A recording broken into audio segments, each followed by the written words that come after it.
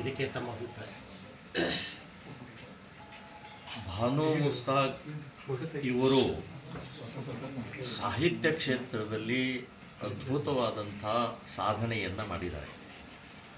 ಅವರಿಗೆ ಅವರು ಕನ್ನಡಕ್ಕೆ ಬಹಳ ದೊಡ್ಡ ಕೊಡುಗೆನೂ ಇದೆ. ಅದಕ್ಕೆ ನಮ್ಮ ಅಭಿನಂದನೆ ಇದೆ. ಅವರಿಗೆ ನಾವು ವಂದನೆಯನ್ನು ಮಾಡಲೇಬೇಕು. ಇನ್ನು ಎರಡನೇದಂದರೆ ಅವರು ಇಸ್ಲಾಂ ಎಷ್ಟೇ ಪ್ರಗತಿಪರ ಅನ್ನುವಂಥದ್ದಿದ್ದರೂ ಕೂಡ ಇಸ್ಲಾಮನೇ, ಮುಸ್ಲಿಮರೇ. ಆ ಹಿನ್ನೆಲೆಯಲ್ಲಿ ಮುಸ್ಲಿಂ ಸಮಾಜದಲ್ಲಿ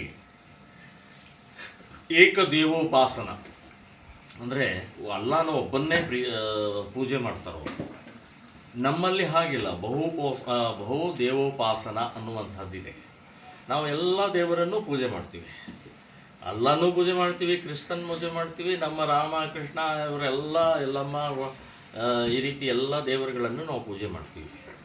ಅವರು ಅದನ್ನು ಒಪ್ಪಲ್ಲ.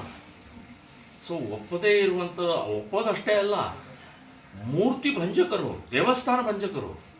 ದೇವಸ್ಥಾನ ಕಂಡ್ರೆ ಆಗೋಲ್ಲ, ಹೊಡಿತಾರೋ. ಇತಿಹಾಸದಲ್ಲಿ ಎಲ್ಲ ವಿದೇಶಿ ರಾಜ್ಯಗಳ ಬಂದಂಥವ್ರು ಯಾರು ಅಕ್ರಮಕಾರರು ಮೊಘಲರು ಬಂದರು, ಅವರೆಲ್ಲರೂ ದೇವಸ್ಥಾನಗಳನ್ನು ಮಾಡೋದು. ಸೊ ಈ ದೇವಸ್ಥಾನದ ಭಂಜಕರ ಜೊತೆಗೆ ಒಂದು ದೇವಸ್ಥಾನದ ಮೂರ್ತಿಯ ಪೂಜೆ ಮಾಡುವಂಥದ್ದು ಎಷ್ಟು ಸರಿ? ಸೊ ಇದು ಕಾಂಗ್ರೆಸ್ಸಿನ ಅತ್ಯಂತ ಮೂರ್ಖ ನೀಚ ಕೆಲಸ ಅಂತ ನಾನು ಹೇಳ್ತೀನಿ.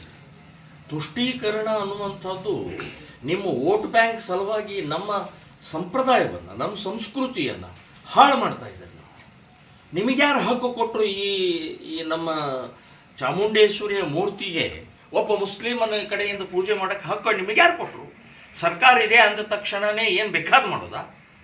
ಇದು ಒಪ್ಪಲಾರದು, ಇದು ಒಪ್ಪಕ್ಕೆ ಸಾಧ್ಯನೇ ಇಲ್ಲ. ಇಡೀ ಕರ್ನಾಟಕದ ಎಲ್ಲ ಹಿಂದೂಗಳು ಇದನ್ನು ಬಹಿಷ್ಕಾರ ಹಾಕ್ತಾರೆ, ಇದನ್ನು ಖಂಡನೆ ಮಾಡ್ತಾರೆ, ಇದನ್ನು ವಿರೋಧಿಸ್ತಾ ಇದ್ದಾರೆ. ಇದರ ಚಾಮುಂಡೇಶ್ವರಿಯ ಶಾಪ ಈ ಕಾಂಗ್ರೆಸ್ ಸರ್ಕಾರಕ್ಕೆ ತಟ್ಟತ್ತೆ ಅಂತನ್ನುವಂಥದ್ದು 100ಕ್ಕೆ 100 ನಾನು ಹೇಳ್ತಾ ಇದ್ದೀನಿ. ಇನ್ನು ಇದರ ಜೊತೆಗೆ ಇನ್ನೊಂದಿದೆ.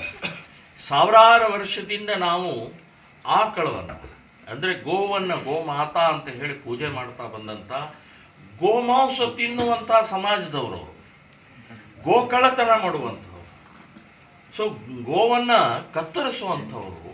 ಅಂಥ ಜೊತೆಗೆ ನಾವು ಪವಿತ್ರವಾದಂಥ ಆ ಚಾಮುಂಡೇಶ್ವರಿಯ ದೀಪ ಪೂಜೆ, ಅರಿಶಿನ ಕುಂಕುಮ ಹೂಮಾಲೆ ಹಾಕುವಂಥದ್ದು ನಾವು ಒಪ್ಪಲ್ಲ.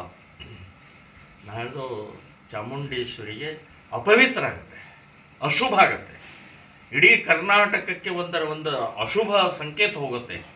ಸೊ ಇದು ಶೋಭೆ ತರುವಂಥದ್ದಲ್ಲ.